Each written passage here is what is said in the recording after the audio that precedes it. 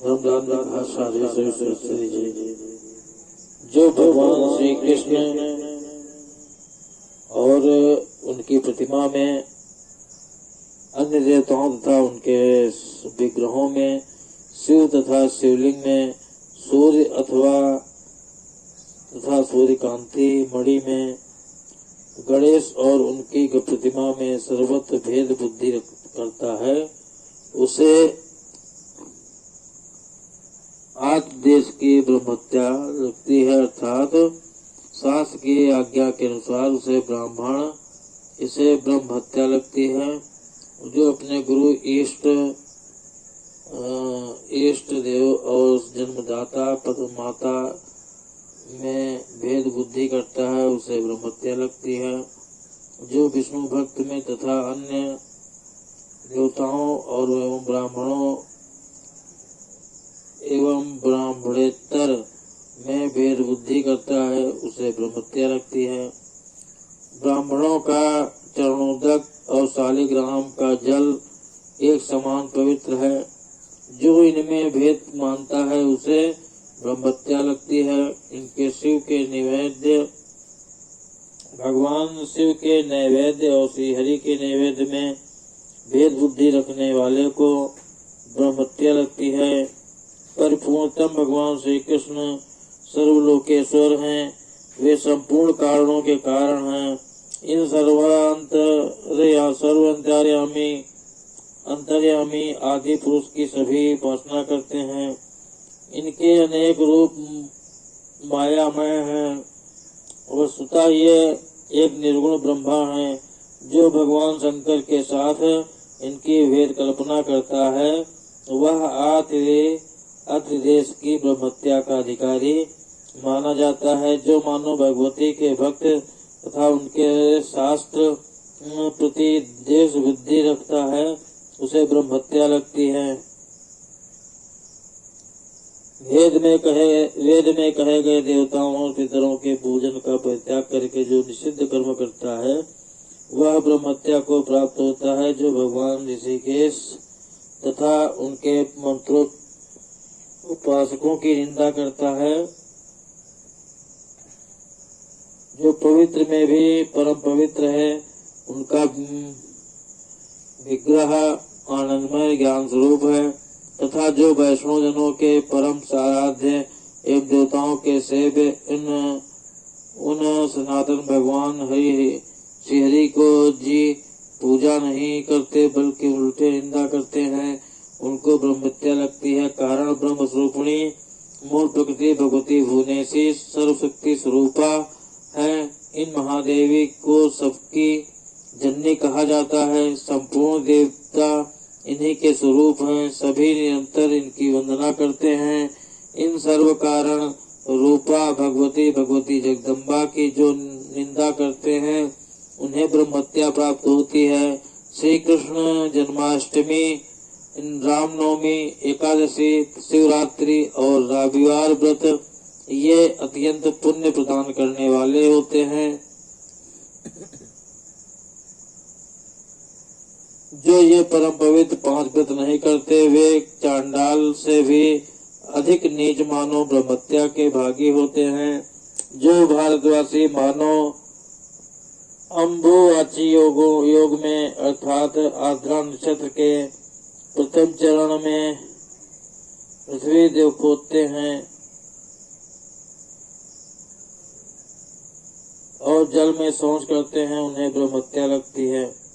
जो स्पर्श होकर भी, जो समर्थ होकर भी गुरु, माता, भाई, साध्वी, स्त्री, पुत्र तथा अनिंद्य पुत्री का भरण पोषण नहीं करता, वह ब्रह्महत्या का अधिकारी होता है। जो भगवान श्री हरि की भक्ति से वंचित है, उसे ब्रह्महत्या लगती है। निरंतर भगवान श्री हरि को भोग लगाकर भोजन नहीं करने वाला और भगवान विष्णु का पुण्यमय पार्थिवेश्वर की उपासना से विमुक्त रहने वाला ब्रह्महत्यारा कहा जाता है। अब आदि देश की गोहत्या बतलाते हैं। जो व्यक्ति गौ को मार रहा हो, उसे देखकर जो निवारण नहीं करता वह गौहत्या का अधिकारी होता है।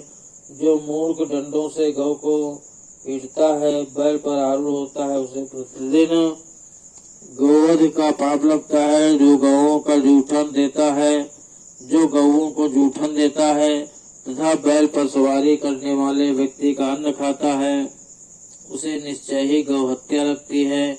जो पैर से अग्नि का स्पर्श कर और गौ पर चरण प्रहार करता है तथा स्नान करके बिना पैर धोए देव मंदिर में आ जाता है, उसे गोवध का पाप लगता है। जो ब्राह्मण कायर पुरुष का तथा योनि जीवी व्यक्ति का अन्न खाता है और संध्या नहीं करता, उसे गौहत्या लगती है। जो स्त्री अपने स्वामी अथवा देवता में भेद बुद्धि करती तथा कठोर वचनों से पति के हृदय पर आघात पहुंचाती है, उसे निश्चय ही गौहत्या लगती है। जो गौओं के जाने के मार्ग को तथा तड़ाग एवं दुर्ग को जोतकर उसमें धन बोता है, वह गौहत्या के पाप का भागी हो जाता है। राजकीय उपद्रव और देवी प्रकोप के अवसर पर जो स्वामी यत्न पूर्वक गौ की रक्षा नहीं करता है बल्कि उसे उल्टे दुख देता है, फिर उस मूढ़ मानव को गौहत्या अवश्य लगती है। जो अतिथियों के लिए सदा नहीं ही क्या करता, झूठ बोलता और दूसरों को ठगता है तथा देवता और गुरु से द्वेष करता है, जो गौहत्या का पाप लगता है। जो देव प्रतिमा गुरु और ब्राह्मण को देखकर संदेह संपन्न करके उन्हें प्रणाम नहीं करता, उसे गौहत्या अवश्य लगती है। जो ब्राह्मण प्रणाम करने वाले व्यक्ति को क्रोध से में आकर आशीर्वाद नहीं देता, जो ब्राह्मण प्रणाम करने वाले व्यक्ति को क्रोध में आकर आशीर्वाद नहीं देता तथा विद्यार्थी को विद्या नहीं पढ़ाता, उसे गौहत्या लगती है। गुरु पत्नी, राजपत्नी, सपत्नी, माता, पुत्री, पुत्रवधू, सास, भगवती, सास गर्भवती कोई स्त्री, भातृ की कन्या, पतिव्रता, सहोदर भाई की पत्नी, भाभी, बहन, फूफा, बुआ, बहन की सास, शिष्या, शिष्य पत्नी, भांजे की स्त्री, भाई के पुत्र की पत्नी, इन सबको ब्रह्मा जी ने अगम्य बतलाया है। जो पुरुष काम भाव से दृष्टि करता है उसे अधम मानो कहा जा गया है। वेदों में उसे मातृगामी कहा गया है। उसे ब्रह्महत्या का फल प्राप्त होता है। किसी भी सत्कार में उसे नहीं लिया जा सकता। वह महापापी अत्यंत दुष्कर कुंभीपाक नामक नरक में आता है। भद्रे, मैंने नरकों में जाने वाले लोगों के बहुलक्षण बतला दिए। इन नरक कुंड से अतिरिक्त नरकों में जो जाते हैं उनका प्रसंग कहाँ कहता हूँ, सुनो। साध्वी, जो ब्राह्मण पुष्चली का अन्न खाता है तथा उसके साथ गमन करता है, पतिव्रते मरने के पश्चात वह कालसूत्र नामक अत्यंत दुर्गम नरक में जाता है। इसके बाद रोगी होता है। एक पति की सेवा करने वाली स्त्री पतिव्रता कहलाती है। दो से प्रेम करने वाली को कुल्टा कहते हैं। 3 से संबंध रखने वाली को धर्षणी कहते हैं। 4 के पास जाने वाली पुसंचली मानी जाती है। 5 के साथ गमन करने वाली स्त्री की वेश्या संज्ञा होती है। 6 पति बनाने वाली पुंगी कहलाती है।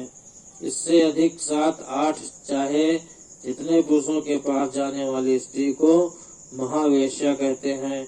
जो द्विज, कुल्टा, धर्षणी, पुंचली, पुंगी, वेश्या अथवा महावेश्या के साथ गमन करता है उसे मत्स्योद नामक नरक में जाता है, यह निश्चित है।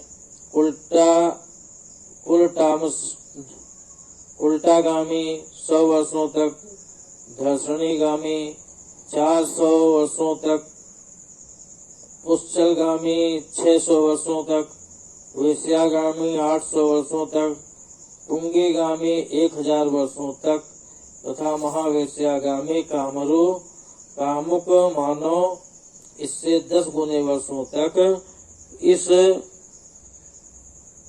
मदस्योत नरक में वास करता है। यमदूत उस पर प्रहार करते हैं। फिर कुल्टागामी तित्तिर, धर्षणी गामी कौवा, पुश्चलीगामी कोयल, वेश्यागामी शंगाल, पुंगीगामी सुअर तथा महावेश्यागामी शेमल का वृक्ष होकर 7 जन्मों तक फल भोगते हैं। जो ज्ञानहीन मानव सूर्य ग्रहण अथवा चंद्र ग्रहण के साथ समय भोजन करता है, जो ज्ञानहीन मानव सूर्य ग्रहण अथवा चंद्र ग्रहण के समय भोजन करता है, वह अरुंधुत नामक नरक में जाता है। जितने उस अन्न के दाने खाता है उतने वर्षों तक उसे उस नरक में वास करना पड़ता है। इसके बाद वह उदर रोग से पीड़ित मानव होता है। फिर गुलमरोगी, काना और दंतहीन होता है। जो अपनी कन्या का वागदान करके किसी दूसरे वर के साथ उसका विवाह करता है, वह पाशकुंड नामक नरक में स्थान पाता है। 500 ही उसे भोजन के लिए मिलता है। साध्वी उसके द्रव्य लेने वाला व्यक्ति पांचवेश नामक नरक में निवास करता है। शयन करने के लिए उसे वह बाणों की सैया मिलती है। मेरे दूतों की मार भी खानी पड़ती है। जो कुतर्क द्वारा ब्राह्मणों को चुप करा देता है तथा जिसके भय से ब्राह्मण कांपता है, वह व्यक्ति प्रकंपन नामक नरक में वास करता है। जो स्त्री क्रोध भरे मुख से क्रोध पूर्वक अपने पति को देखती तथा कटु वचन कहती है, वह उल्कामुख नामक नरक में जाती है। मेरे 2 डंडों से उसके मस्तक पर प्रहार कर रहे हैं। इसके बाद मनुष्य योनि में आकर वह विधवा अथवा रोगिणी होती है। वेश्या को वेधन कुंड में, पुंगी को दंत ताड़न कुंड में, महावेश्या को जलंधर कुंड में, उल्टा को देह चूर्ण कुंड में, सुवैरिणी को दलन कुंड में तथा धर्षणी को शोषण कुंड में यातना भोगने के लिए निवास करना पड़ता है। मेरे दूत उन पर प्रहार करते हैं। साध्वी ये पापनी स्त्रियां विष्ठा, मूत्र आदि अपवित्र वस्तुएं खाकर निरंतर कष्ट भोगती हैं। जो पुरुष हाथ में तुलसी लेकर की हुई प्रतिज्ञा का पालन नहीं करता अथवा झूठी शपथ खाता है, वह ज्वालामुख नामक नरक में वास करता है। हाथ में गंगा जल तथा शालिग्राम की प्रतिमा ले प्रतिज्ञा करके उनका पालन नहीं करने वाला भी ज्वालामुख नरक का भागी होता है। जो दाहिना हाथ उठाकर प्रतिज्ञा करता है, देव मंदिर में जाकर या गौ और ब्राह्मणों को छूकर वचनबद्ध होता है और फिर उसका पालन नहीं करता, तो उसे ज्वालामुख नामक नरक की ओर प्राप्ति होती है। मित्रद्रोही, कृतज्ञ, विश्वासघाती तथा झूठे गवाही देने वाला, ये सभी ज्वालामुख नरक में जगह पाते हैं। वहाँ उन्हें प्रतप्त अंगार खाने के लिए मिलते हैं और मेरे दूत उन्हें पीड़ा पहुँचाते रहते हैं। इसके बाद 7 वर्षों तक ये चांडाल होते हैं। गंगा जल लेकर प्रतिज्ञा करके उसे न पालने वाला 5 जन्मों तक मलेच्छ होता है। देवी शालिग्राम का स्पर्श करके की हुई प्रतिज्ञा का पालन न करने वाला 7 जन्मों तक विष्ठा का कीड़ा खाता है। खुले हाथों देने की झूठी प्रतिज्ञा करने वाला 7 जन्मों तक सर्प होता है। इसके बाद ब्राह्मणोत्तर मानव की योनि में जन्म पाकर शुद्ध होता है। देव मंदिर में असत्य बोलने वाला 7 जन्मों में केवल देवल होता है। ब्राह्मण आदि के सम्मुख प्रतिज्ञा करके उसका पालन न करने वाला व्याघ्र की जाति में जन्म लेता है। तदंतर 3 जन्मों तक वह गूंगा और बहरा मानव होता है। मित्र से द्रोह करने वाला नेवला होता है और कृतघ्न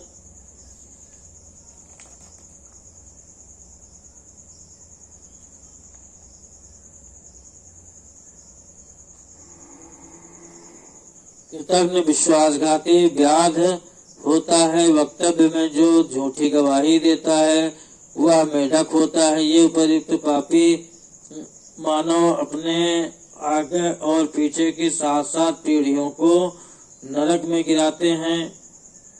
मूर्खता के कारण अपनी नित्य क्रिया से विहीन वेद के वचनों में अनास्था रखकर निरंतर कपट पूर्वक उनका उपहास करने वाला तथा व्रत और उपासना से रहित एवं उत्तम सद्वाक्य का निंदक ब्राह्मण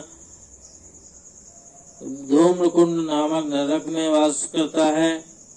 वहाँ धूम्र के ही आहार पर रहना पड़ता है। फिर कंसा मत्स्य आदि नाना प्रकार की जलचर योनियों में जन्म ग्रहण करना पड़ता है। और जो देवता और ब्राह्मण के धन का अपहरण करता है वह धूम के अंधकार से पूर्ण धूम्रांध्र नरक नामक नरक में जाता है। उसे धुएं के कारण कष्ट भोगना पड़ता है। भोजन के लिए उसे धूम्र मतलब धुआं ही मिलता है।